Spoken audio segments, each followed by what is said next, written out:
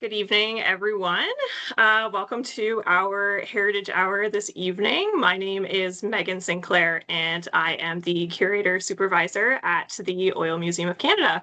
I will be serving as moderator tonight, and I'm joined by four of my colleagues from cultural institutions across Lambton County for tonight's Heritage Hour, titled Tunes in Time.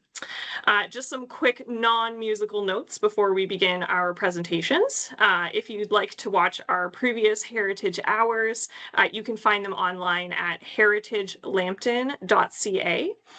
We will also be recording tonight's presentation, so if you want to watch it again or if you want to share it with some others, it's going to be online.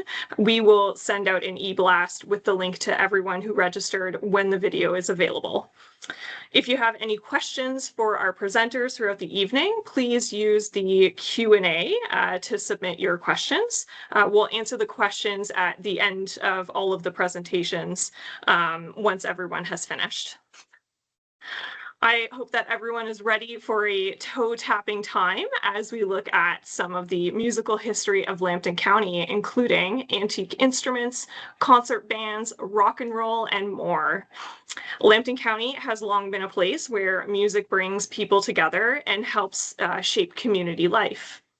Early settlers brought musical traditions with them to their new homes, filling long winter evenings with songs shared among family and neighbors. Before long, concert bands were forming in nearly every town, and membership became a point of civic pride. Communities built bandstands to showcase their local talent, and by the 1930s, dance pavilions had become the must-visit summer destination. As musical tastes shifted from big band to rock and roll and pop, those pavilions eventually gave way to large annual festivals that continue to celebrate the region's vibrant musical heritage today. So without further ado, our first presenter this evening is David McLean, representing the Forest Museum. David taught high school for 31 years and is currently a volunteer with the Forest Museum and the Plimpton, Wyoming Museum.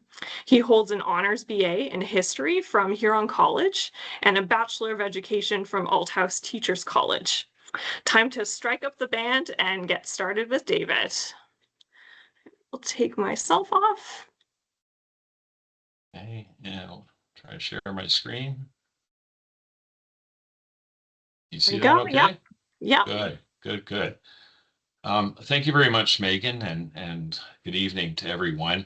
I'll just make a quick note here. The little graphic that advertised tonight's episode of Heritage Hour shows the Forest Canetto theater band, which was under the direction of Tommy Rumford, and Tommy's the white-haired chap on the left of that photo. And the Rumford family, of course, is strongly connected with our building because the Rumford family operated the bakery there for many decades. So our museum has a room actually dedicated to our community's music heritage.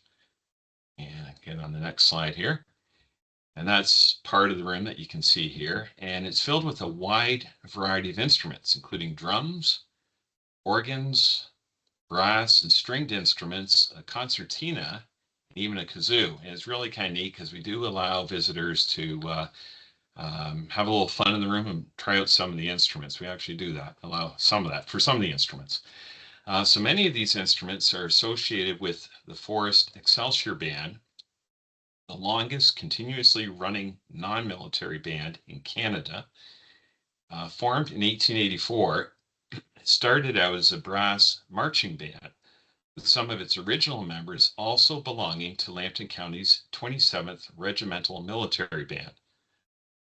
Now this bass horn, it's a fairly large instrument, is believed to date as far back as the 1860s and was likely used both in the regimental band as well as Excelsior Band. And it was manufactured by Diston and Company, a British manufacturer of brass instruments.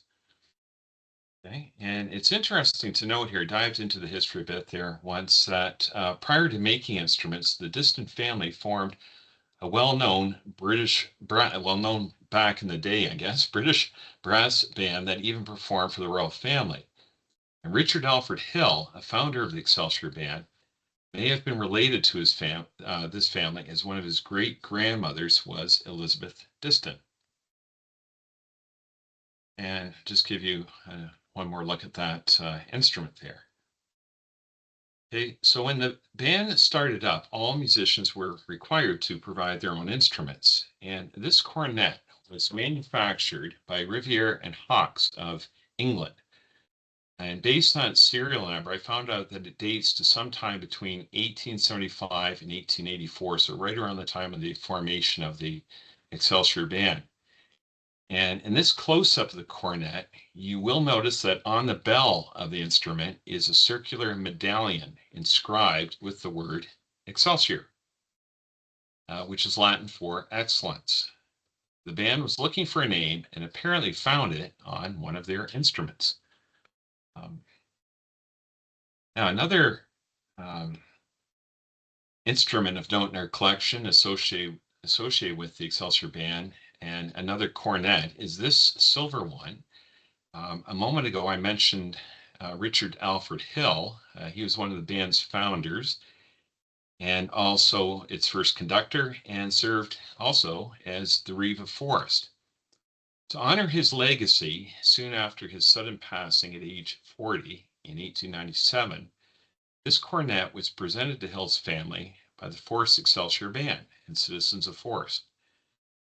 The cornet was later returned to the keeping of the citizens of Forest by Hill's sister-in-law, Mrs. Addie Allen, in memory of Hill and Addie's sister, Alma. Okay, so we're very honored to have it in our collection now. So I'll highlight a few of the other instruments we have here. This is the most recent addition. It's the bagpipes you see here on the left that were donated to us by the family of Bruce Siddall. Bruce was a World War II Spitfire fighter pilot and later founded Siddall Motors here in town. And in 1960, he and a small group of piping enthusiasts founded the Forest Legion Pipe Band. And Alex Brandon, Dallas McCall, Gordon Holmes, Murray Wellington, and Dean Percy were among the band's first pipe players. And dressed for their first public parade in November of 1960 consisted of black battle dress tunics, gray trousers, and Glengarry caps. Throughout the years, the band has traveled extensively across Canada, as well as mainland Europe and the British Isles.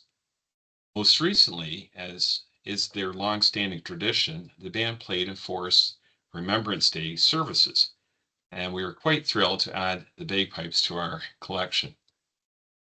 So I'm just going to play in the next slide here. This is the pipe band marching on the day of the Remembrance Day services here. So have a listen.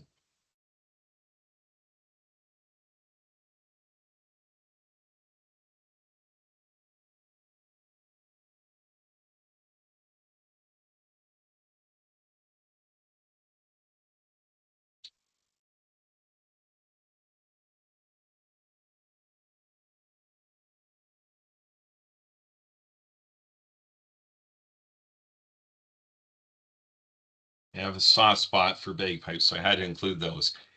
Now, one of my favorite instruments, though, other than the bagpipes, is this hammered dulcimer.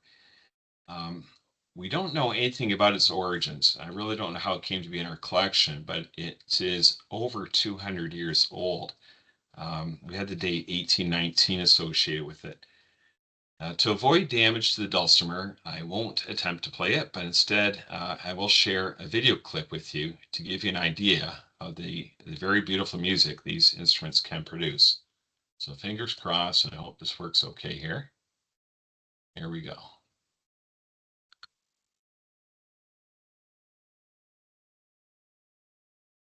David, do you see an option to share your sound?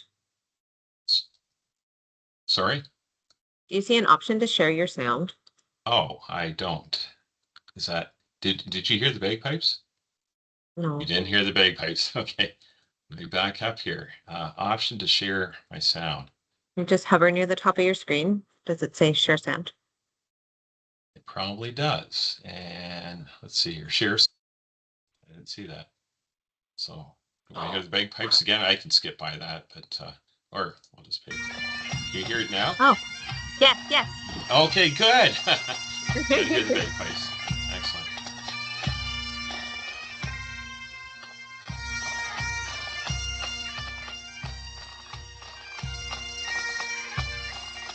Here's the pipe band coming here now.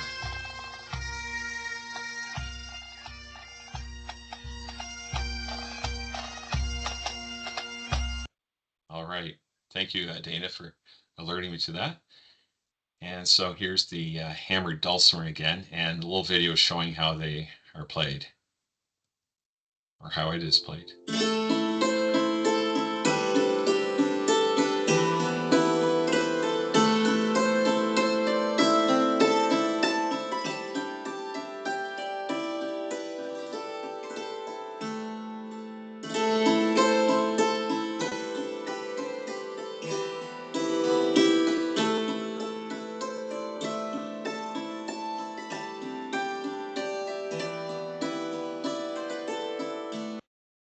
I think you agree, very beautiful sound to the dulcimer.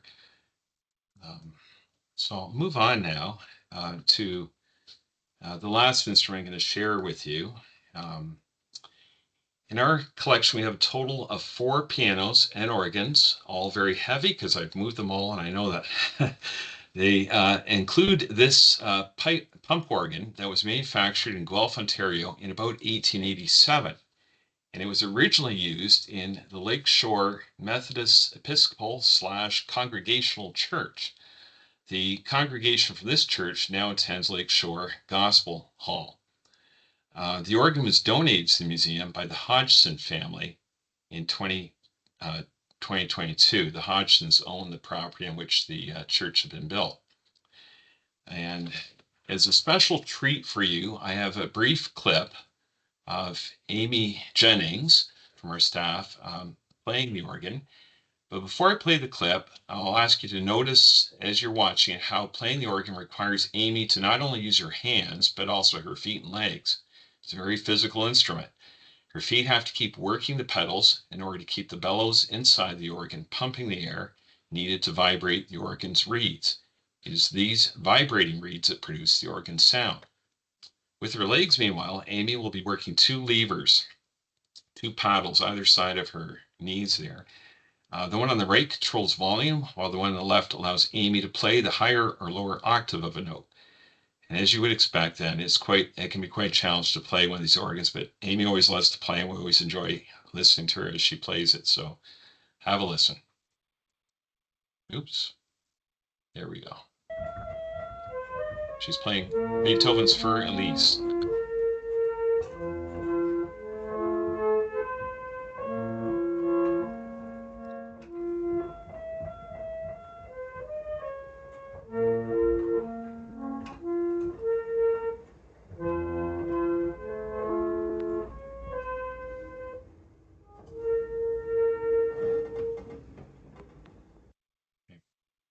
Thank you to Amy for playing that piece.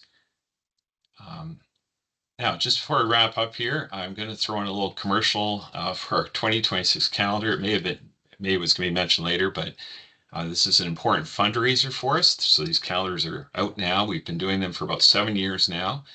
And there's an email, museum.forest@gmail.com, and our phone number if you want to get one. Okay, they're $20 each. So thank you, everyone, for tuning in. Thanks so much, David, for your presentation. Those look like some beautiful instruments that you've got in your collection there. And you're brave to to let people play them.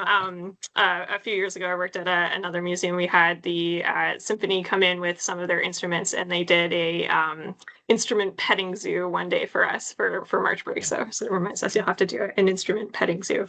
Also, I'm definitely not coordinated enough to play that organ. So that was great. Thanks. Our next presentation tonight is by Nicole Zolis, the archivist and supervisor at Lambton County Archives. Nicole has been working and volunteering with various cultural heritage organizations in both Lambton and Middlesex counties for over 12 years, and her educational background is in classical archaeology with a postgrad in museum and gallery studies. She also holds an executive master of business administration, specializing in innovative leadership. And we are ready for your performance, Nicole. Thanks, Megan. Let me just share my screen here, find the right screen, and I think we are good. Okay. All right, so David had an excellent coverage of the Forest Excelsior Band. So we're going to talk a little bit more about concert bands in Lambton. So concert bands were and are magnets for people everywhere. They strike up a piece of music in a park and people are just drawn to it. A concert band marches in a parade and people are stirred to march in time with it. Dressed in crisp uniforms and a variety of instruments, concert bands have emerged to delight residents and leaders alike. Every community in Lambton County has been inspired to put some sort of music group together. So Alvinston, Inwood, Watford, Petrolia, Arkona, Thetford, Forest, and Sarnia, plus many others, had concert bands. Many of the early settlers of these communities were ex-military, and because bands were and are an essential part of their military service lives, it's necessary for civilian life too. So I won't have time to cover all of the concert bands in Lambton County tonight. So I do recommend that you check out the Lambton County Archives website if you are interested in learning more about the history of community concert bands in Lambton County. The content was initially researched in 2020 by Dawn from the Lambton Concert Band for their 20th anniversary. So tonight we're going to start with military bands, since the presence of military in Lambton County fostered the growth of music. The military wore handsome uniforms and needed music to accompany their assemblies, marches, and special events. Musicians in military bands are highly skilled and continue to this day to provide musical support for all levels of government, including a variety of public functions. From instilling national pride in audiences across Canada to performing at international events with a high degree of diplomacy and statesmanship, bands continue to be highly visible throughout the Canadian Forces. Currently, there are 70 bands listed within the Canadian Forces on the Government of Canada website, 30 of which are located here in Ontario. So a little bit of history on military bands in Lambton specifically. So in 1866, Canada was organized into 18 military districts. Lambton was responsible for the 27th Lambton Battalion of Infantry, called the St. Clair Borders, and the band formed for the 27th Regiment, and it consisted of men from various Lambton communities, including musicians from the Sarnia Independent Band and the Forest Excelsior Band. Sometimes the entire Sarnia Independent Band or the Forest Excelsior Band served as the regimental band, and they became known as the 27th Battery or Battalion Militia Band of Sarnia, or the 27th Regiment. Later, the Lambton Regiment began in 1914, and they had sent recruits to serve with the Canadian Expeditionary Force, so during World War I. The band played at the Going Away at St. George's Church in Sarnia, so at one of their services, for the volunteers to be sent overseas to Valcartier, and headed the parade of 64 regiment volunteers, a local company of the Army Medical Corps, a Kilty band, and 30 Boy Scouts. So they marched right up Front Street from the Armory over to the church, and it was a standing room only service with the aisles and entryways just filled with people. And this band did not accompany the troops that left Sarnia, but instead they remained in Sarnia as a Sarnia-based band to play at other military functions and area camps. So we're going to zip on over to Petrolia, and I wanted to talk a little bit about Petrolia band history. So heading over to that area of the county as early as 1869, a brass band was reported to be in Petrolia. As with many community bands at the time, the band folded under financial troubles and was resurrected a few years later as the Petrolia Citizens Band. The band held many honors and was noted to be one of the most talented brass bands to ever play in the county. For 3 years in a row, so in 1927, 1928, and 1929, as you see here on the screen, under bandmaster William Taylor, the band captured the first prize for the Class C1 at the Canadian National Exhibition, which was an annual music competition held in Toronto. In 1939, the Petrolia Citizens Band was renamed the White Rose Band. Under bandmaster Percy Cox, they went to the Toronto CNE again, where they won first prize in Class B in 1940, 1941, and 1947. During World War II, 38 of the band members joined the armed forces. Even during the war, the band never had less than 35 members. So a gentleman by the name of Norm noted in his notes as secretary of the band, he attributes this to the efforts of Percy Cox, who was the bandmaster, maintaining a junior band and giving lessons. So the Canadian Oil Company continued to subsidize this band until the company moved to Sarnia, to move to Chemical Valley in 1948. At that time, the band changed its name to the Petrolia Concert Band.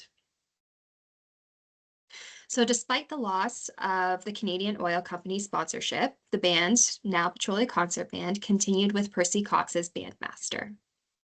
Les Gifford, a longtime trumpet player with the band, was the assistant director. The concert band ran 3 different organizations. So they had a senior band that had 25 members, a junior band that had 15 members, and a beginner's class that had 20 members. One of the most memorable players was named Big Bill Kushner, who was a bass drum player who would pound out the beat, as so they said. And the band would always play a hymn first in order to warm up. And at every concert, dress appearance was just as important as the music. So pressed pants, clean clothes, and a belt that was washed white were all completely necessary. At one concert in particular, one of the percussion musicians was scheduled to be featured in a solo. Percy was talking to the band members on stage before the concert and noticed that this percussion musician was not wearing his belt. He had forgot it at home. So Percy ordered the musician off the stage and removed the solo piece from the concert. Percy stayed active in the band practically until his passing in 1969, and after that, the band did later collapse. So a little note on Percy, who is this gentleman I keep talking about. So Percy was born in London, England, and he began his musical career at the age of 17 when he became a member of the Leytonstone Salvation Army Band and the headquarters singers located on Fortress Road in London, England. I was with that band that he studied the cornet, and at some time early in his life, he had also studied the piano, becoming proficient in both. So on March 16th, 1911, Percy set sail for Canada, leaving the harbor of Liverpool at 4:50 p.m. And it was on March 27th that he made it to Port Arthur, where he met his future wife, Eva MacArthur. To Percy, music was the love of his life, which he pursued with vigor and with much success. He immediately joined all the local concert bands while working, raising a family, and teaching piano and other musical instruments. By 1939, his music career flourished, and Percy took the job with the Canadian Oil Company in Petrolia. And he was offered at the time to take up the position of bandmaster with the Petrolia Citizens Band, which the Canadian Oil Company had recently acquired. So later, when it became the White Rose Band, he continued at the helm. Teaching was a huge part of his life. It was very, very important to him. And so in his small studio in Town Hall in Petrolia, he gave instruction to hundreds of young students in wind, reed, and tympanic instruments. He continued his love for his music and the band until his peaceful passing on August 29th, 1969. I wanted to mention another bandmaster associated with Petrolia, and that is Howard Cable. So this is an honorable mention. So Howard Reed Cable was born in Toronto on December 15th, 1920. Howard was a leading figure in the musical life of Canada for over 70 years. He was widely considered one of the most important Canadian composers and arrangers of music for wind bands, having wrote over 80 compositions. One of the most iconic ones that many of us will recognize was the original theme for the Hockey Night in Canada broadcast, the Saturday game. So his familiarity with a broad range of repertoire kept him in demand as an arranger and composer worldwide. He worked in musical theater on Broadway, conducting for stars like Ella Fitzgerald, Tony Bennett, and even Jim Carrey. And in 2006, a commissioned piece by Fairbank Baines and the Petrolia Concert Band was put to music with Hard Oil. This composition, presented by the Lambton Concert Band at its show Jigs and Rigs at the Victoria Playhouse in Petrolia, was composed of 3 movements saluting the area's rich oil heritage. This was the Drillers, the Jerker Lines, and the Gusher. At 85 years young, Cable had the opportunity to watch its debut, which received an enthusiastic applause and a standing ovation.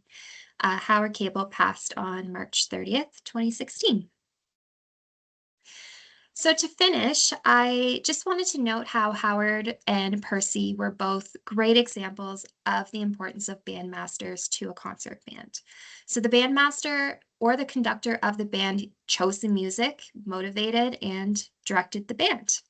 So in Lambton County, specifically, there were 3 longtime striking bandmasters of note. First, we see William Brush, who led the Sarnia Citizens Band. Then we see Percy, who I mentioned earlier. And I also wanted to mention Art Christmas, who led the Blue Water Symphonic Band, and he also taught at a local Sarnia high school. So William Brush was trained on the cornet, and when he lived in Sarnia, he also played the organ and violin. Percy, he was also trained on the cornet and gave lessons on all instruments in the Petrolia White Rose Band. And Art was a trumpet player, although like William and Percy, he could play basically any band instrument. All these bandmasters were excellent musicians, and they could play more than one instrument. They were also stern taskmasters, as we heard with Percy earlier, aiming at excellence in both music and decorum. Oftentimes, without a bandmaster inspiring and directing the band, a band would disintegrate. Thank you. Thanks, Nicole, for your presentation. I'll put myself back on here. Awesome. Yeah, I know the concert bands are always my favorite part of a parade, seeing everyone march by in such orderly rows and their crisp uniforms. And that's really funny about the guy that forgot his belt and so he got kicked out. That made me laugh. Now we are going to hear from Dana Thorne. Dana is the curator supervisor at Lambton Heritage Museum. She has been in that position since 2018. Dana has been working at cultural facilities in the County of Lambton for over 10 years, first as an intern at the Oil Museum of Canada, and then as the archivist at the Lambton County Archives. She completed her BA in history at the University of Alberta and her MA in public history at Western University. Dana is passionate about telling our local stories and engaging the community in our history. Time to face the music and take it away, Dana. Awesome. Thank you, Megan. All right. You see my screen okay? Seeing it okay? Yep. Okay. Thank you. So we do have some beautiful antique instruments in the collection here at Lambton Heritage Museum, but I'm going to highlight a band from our more recent history. The 1960s were a time of radical social upheaval as the next generation challenged a lot of the rules and traditions of their parents.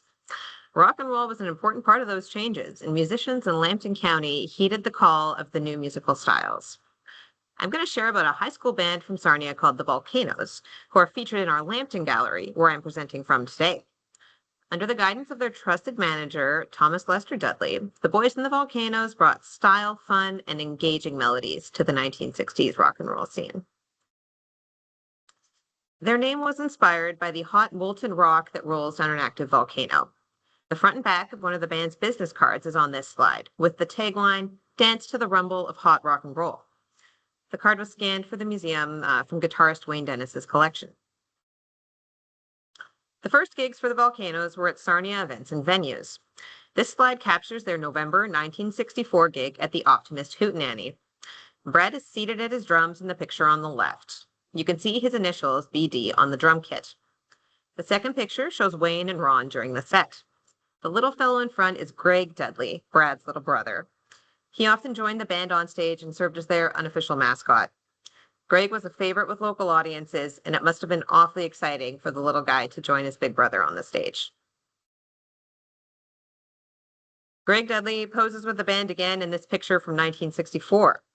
If you look closely at his toy guitar, you can see that it features pictures of each of the Beatles. This picture was digitized by Kip Cuthbert from Wayne Dennis's collection, and I'm thankful to Kip for providing copies for Lambton Heritage Museum. This picture was also published in the Sarnia Observer on December 11th, 1965. The band members left to right are Ron Nielsen, Al Thompson, Brad Dudley, and Wayne Dennis. The newspaper headline was Local Award-Winning Rocksters, and this article shows how the band was gaining in popularity. The Observer reporter wrote, "The Volcanoes, recent winners of the Optimist Club's Youth Appreciation Trophy at the second annual Hootenanny, are much in demand for various engagements in and around the city, including YMYWCA's weekly Teen Town dances." When that newspaper article was published, the members of the Volcanoes were in grade 9 and grade 10. This picture is from April 1966. Bassist Harry Olson has joined the band. You can see him left of drummer Brad. The accompanying newspaper article attributed several things to their success, but particularly highlighted their hair. It said, all of the Volcanoes, but Wayne Dennis, have hair that more or less is the length of the Beatles and other English groups. They say this has been accepted reasonably well by their school teachers, though Wayne says he has to crop his locks closer than the others because he attends Central Collegiate. Here's the band again later in 1966 and with longer hair. Wayne shared with me some of his memories as a member of the Volcanoes. They played wherever their manager, Thomas Lester Dudley, booked the shows. Without a road crew, the band members had to move all of their own equipment. Wayne remembered that no matter how nice the venue was, the dressing rooms were always dank and smelly. Even though the boys were in high school, they played as many gigs as they could. Some days the shows lasted until midnight, and the band members wouldn't get home until 2 or 3 in the morning after packing up their gear and making a long drive. Wayne recalled 1 a.m. meals at truck stops along the highway between London and Sarnia. The Volcanoes were always listening to the radio while they were on the road. When a new Beatles song came on, Ron Nielsen would listen to it a few times on the way to the gig. He had such a great ear that he could pick out the music and teach the new song to the band when they reached their destination. The new Beatles song was sometimes integrated into the set list. Their manager would tease the crowd, claiming that the Volcanoes had a personal connection with the Beatles and insider access to the new song. Thomas Lester Dudley was drummer Bad's father and a mentor for the entire band. All the band members I've talked to emphasize the importance of Dudley's role as a manager and leader for the Volcanoes. He booked shows for the band across southwestern Ontario beyond Lambton County, including but not limited to London, St. Thomas, Dresden, and Strathroy. He looked after the boys while they were on the road and always introduced the band on stage. I'm going to play a clip for one of the introductions that he gave to the band.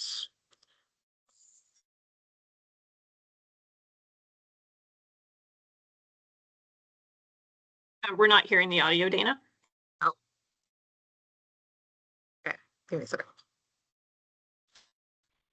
Okay. I will try playing that clip again. Okay. Thanks, Jerry Daniels. And Jerry will be spinning a few records later on. And now, with the rumble of hot rock and roll, I present the Volcanoes.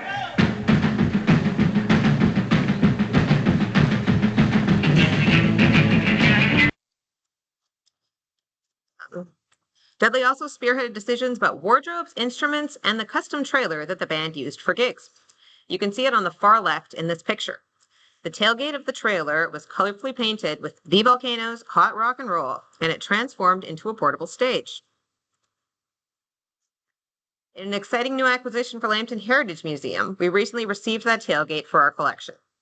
It was being stored at Brad Dudley's cottage in Gravenhurst. I'd been chatting with Wayne, and he mentioned that Brad was looking for a new home for the item, which had been screwed to the garage ceiling since 1969. Wayne called up Al Thompson, and the two of them made the drive north. Wayne shared with me 3 original Volcanoes members, all over 75 years old, worked on unscrewing the plywood off the ceiling of that garage. Wayne, Brad, and Al posed with the tailgate on this slide. The top inset picture shows Brad unscrewing it from the ceiling, and the bottom picture shows the band using the tailgate as a stage at a gig in 1965. Wayne and his fellow bandmate Harry Olson delivered the tailgate to Lambton Heritage Museum on October 22nd. We're really excited to incorporate this item into our Lambton Gallery display about the band. The 1968 license plate at the bottom left corner really puts the rest of the piece into context, and it's an engaging and colorful piece of Volcanoes history. Getting back to the band's heyday, we see the boys posed in front of Sarnia City Hall in 1967 and the CHOK Sarnia Sound Survey from October of that year. The chart listing shows their single, Sympathize, at number 13. This song was written by Ron and Harry, and I'm going to give you a little taste.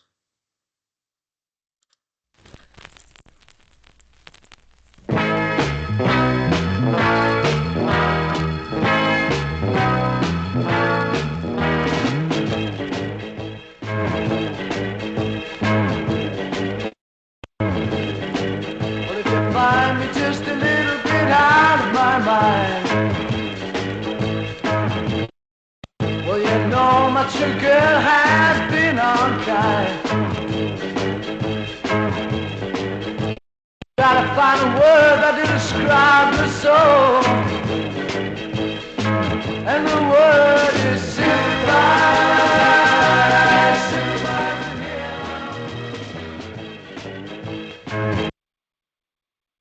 The band played in communities across southwestern Ontario and into the United States, with gigs in Detroit and Indiana. They played at the Hullabaloo Club in Chicago. They even opened for Diana Ross and the Supremes at the Chatham Community Center. But back home in Sarnia, one of the most popular local hotspots they played was Rose Gardens roller skating rink.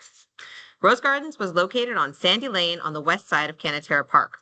Beloved by local teens, the roller skating rink opened in the early 1950s and closed in 1974. The poster on this slide from one of their shows was donated to the museum by Wayne Dennis. He mentioned that the Volcanoes were sometimes compensated for their gigs at Rose Gardens with Elsie Rose's very popular Spudnuck Donuts, which the rink sold for 5 cents. In 1968, the Volcanoes evolved into an 8-man band with a trumpet and a saxophone, but their run came to an end in the late 1960s. But it's been a pleasure to get to know some of the boys from the band over the last few years and welcome them to Lambton Heritage Museum in 2023 for a mini band reunion after our new exhibit opened. Wayne and Harry have both shared stories and memories of being in the band that helped us tell the story of the Volcanoes from an insider perspective. One of my favorite stories from Harry was about the Volcanoes' relationship with fellow Sarnia rocker Kim Mitchell. Mitchell's high school band was called the Grass Company, and they were active at about the same time as the Volcanoes. The Grass Company planned to take some promotional pictures under the Blue Water Bridge. Their bassist didn't think his instrument would show very well, so he borrowed Harry's bass for the promo shoot. Both the pictures on this slide are featured in our Lambton gallery, but I hadn't noticed the connection between them until Harry pointed it out to me. It's just one example of cooperation and camaraderie between local bands. Sometimes these young musicians would cover for each other at gigs if one member was ill. I'm closing off with my signatures from the Volcanoes. Brad, Wayne, and Harry all signed this picture that I got printed using a green screen at the Lambton Gallery exhibit opening. As I'm wrapping up, I want to extend a special thank you to Kip Cuthbert for his work digitizing photos, documents, and audio from the Volcanoes' career. I hope that you'll all listen to some 1960s rock and roll music tonight. Thank you. So much, Dana. That was such a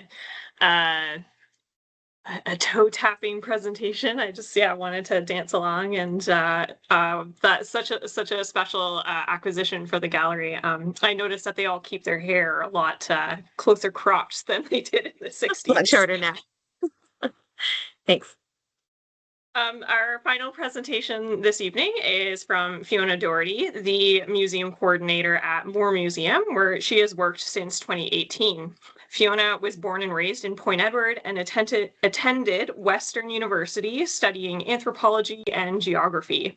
She completed museum studies at Algonquin College and did her internship at the National Museum of Ireland. Please take the stage, Fiona. All right, thank you. I will share my screen here quickly. And if that's working, give it a second. All right. Hello, my name, as Megan said, is Fiona, and I'm the curator at Moore Museum. I'm going to talk a little bit about an instrument that we have called a dulcimer. It's in our collection, and it belonged to members of the Shaw family, a family with a long history in the former Moore Township and still has a very involved relationship with the museum today. So I'll start with a little history of the Shaw family in Canada. Joseph and Sarah Shaw lived in a village of North Cockrington near Boston in the county of Lincolnshire, England. In 1819, they decided to leave the village and embarked on a covered hay wagon loaded with trunks and bundles off to Boston, England. Cheerful, clean, and well-dressed, they made their way to port, accompanied by family, friends, and neighbors. They boarded a three-masted schooner from Liverpool headed for Philadelphia. The crossing, as we know now, was tough. It would have taken about 6 to 8 weeks. 19th century newspapers report that between 1847 and 1851, at least 44 passenger vessels out of England were shipwrecked. Fires, epidemics, disorder, rebellion, these were the risks that passengers faced, and they caused the passing of an average of 2% of the passengers. When they arrived in North America, the bustling city of Philadelphia was a shock with 40,000 people. Joseph immediately set out to earn a living for his family and started a stagecoach business, but they didn't stay long. They had heard about a town called London in Canada and hoped for an experience similar to their lives back home. They decided to move. They would never make it to London when, after having traveled 500 kilometers, their wagon would break down and strand them just short of their destination in Woodstock. But after meeting and befriending locals, they decided to stay. And in the following years, Joseph and Sarah's rapidly expanding clan spread throughout Western Ontario. Their son, William, married and settled in what would become Wilkesport of the former Sombre Township. He and his wife had 9 children, including Fallon Shaw, the owner of the dulcimer that is in our collection. And I have a few photos of the family here. William and Nancy, and their son, Fallon, who married in 1878, a woman named Agnes. And then again, their home in Kimball with Fallon's brother, Francis, as well. The dulcimer is a beautiful and historic stringed instrument with roots that stretch back hundreds of years. There are 2 main types, the hammered dulcimer on the right, which is the type that we have. And thank you, David, for sharing a clip of the audio because I did not include that. So this one is played by striking strings with small mallets, and then the Appalachian or mountain dulcimer, which is played by plucking or strumming. The hammered dulcimer likely came from the Middle East to Europe in the Middle Ages, eventually finding its way to North America. The mountain dulcimer, on the other hand, was developed in the Appalachian Mountains and became a cherished part of American folk tradition. Dulcimers have a clear, sweet, and gentle sound that can be both lively and soothing. They're often used in folk, traditional, and sometimes modern music. Whether played alone or in a group, the dulcimer's warm tone and simple charm connect us to the music and stories of the past, keeping this unique instrument alive for future generations. So in 1853, William Shaw traded a workhorse for 3 dulcimers. His sons, Francis, Joel, and Albert, were not pleased. But William loved music, and the respite it provided gave him joy and a break from the trials of the pioneer life, which was very difficult. Francis played the violin, but none of the brothers knew how to play the dulcimers. So they went into the attic for the meantime. Later that year, Fallon, 8 years old at the time, injured his eye, and he was told to recuperate in the dark. So lonely and bored, he crept up to the attic, where he found the dulcimers and over time taught himself to play. Occasionally, the townships would have an evening party. This was a grand name for a simple gathering of folks at someone's home to eat and talk. If there was a musician handy, the threshing floor in the barn would be swept and used as a dance floor. One night, when William and Nancy were having an evening party, one of the dulcimers were brought down, and Fallon surprised everyone with his talent. And Francis soon joined in with his violin as well. The dulcimer stayed in the family for years. In 1953, Joel Shaw undertook the job of repairing it after it had laid untouched for 40 years. The strings, which are silver, were corroded and most of the joints had come unglued. After hours of painstaking work, it was restored to its working condition once more. It may have been well known that the Shaw family kept this heirloom because we can see here Arthur Shaw received postcards from 1958 from a family friend who had seen a similar one played in California. And you can see the postcard here that was sent to Courtright.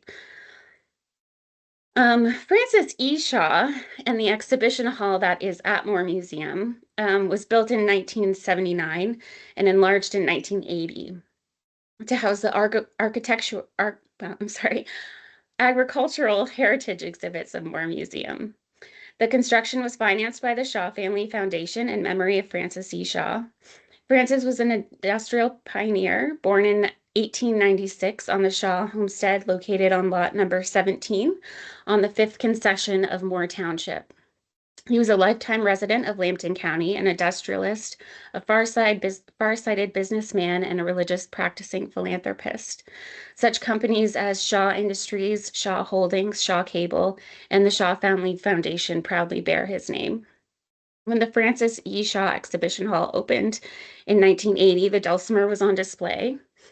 And pictured here, you can see Lillian Sinclair playing the national anthem on Fallon's dulcimer at the opening.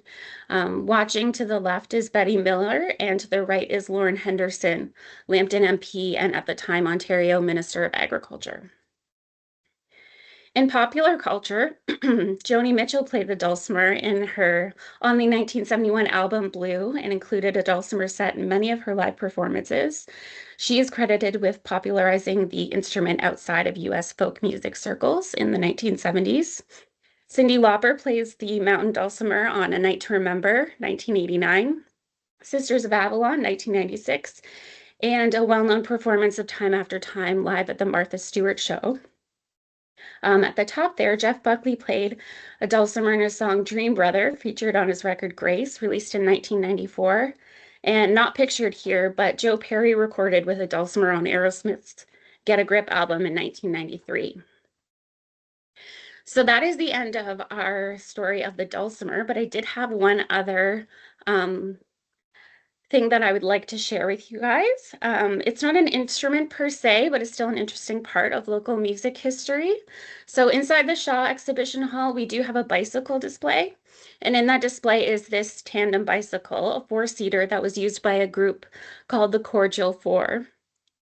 They were a barbershop and sacred quartet made up of Ron Maddle, Mel Murphy, Bruce McCallum, and Bill Boyington. The group was formed in the early 1960s and sang for many organizations throughout Lambton County and beyond. It seems, though, as this group had a great sense of humor as they described themselves on the cover of the album that is pictured here with the bicycle. Every barbershop quartet should have a bald-headed man, and this one has Melvin Murphy. Melvin was the singing lead, and he was a farmer and a family man. Ron Maddle is the licensed mortician. You might say an undertaker of overtones. He sang tenor and worked at the Polymer Corporation. Bill Boyington has assisted several good men to their doom by singing down the aisle at weddings. So Bill Boyington was the bass of the foursome and a soloist in the group. And finally, the baritone, Bruce McCallum, worked at Sombra Township office and as well as having his own farm. So this album, which was custom produced by Academy Productions out of Thamesford, Ontario, included 17 hymns and songs, favorites from the performances around the county, and including 2 from their joint performance with the Polymer Glee Club in the production of Music Man. And the bike pictured here is one that they would ride sometimes during their performances. It was donated to the museum in 2005, and that's a picture of their visit when they donated up on the upper left there. All right, and that concludes my portion of the evening. Thank you for having me. Thank you, Megan, for hosting, and I will pass it back to you. Thanks so much, Fiona.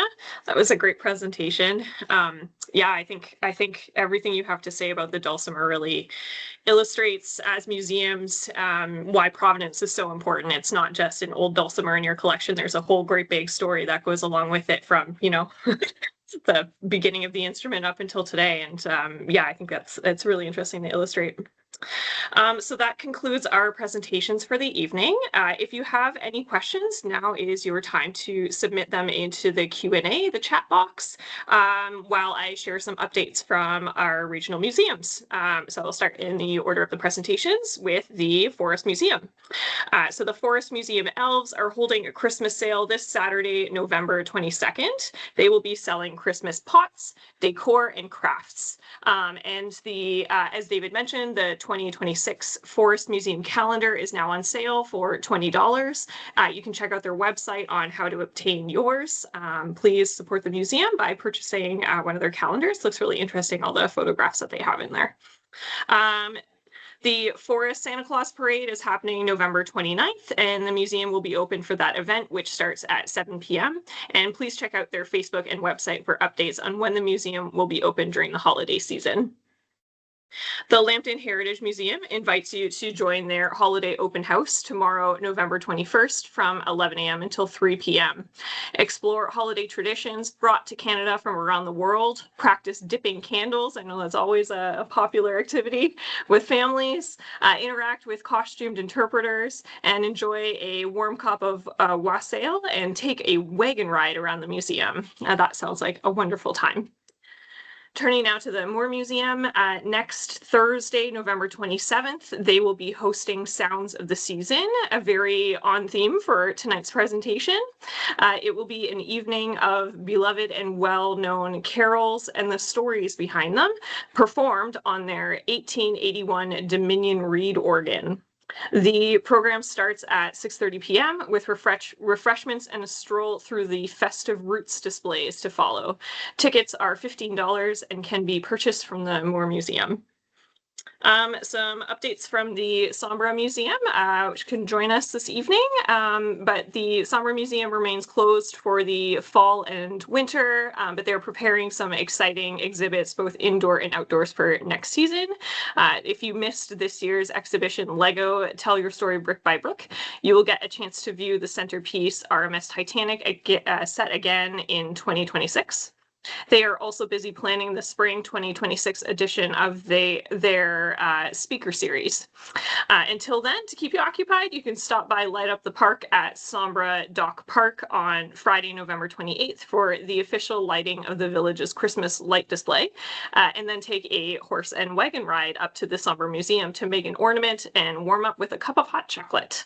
The tree lighting is happening at 5:30 p.m. and you can follow Sombra Museum on Facebook and Instagram for updates, events, news, and more. Last but not least is the Oil Museum of Canada. So we have a new exhibit celebrating the 100th anniversary of the National Historic Site designation. It's now installed on the second floor of Sarnia Library, and it's available for viewing until the end of next year whenever Sarnia Library is open. And we will also be hosting a holiday open house tomorrow from 11 until 3 with a special visit from Victorian Santa. This event is free of charge with the donation of a canned good for the local food bank. So I am not seeing any questions in the Q&A. So if that's it, then on behalf of the Heritage Sarnia Lambton Museum Network, I thank you so much for joining us this evening and supporting our local museums. And we look forward to seeing you soon at all of our sites. Have a good night, everyone. Thanks, Megan.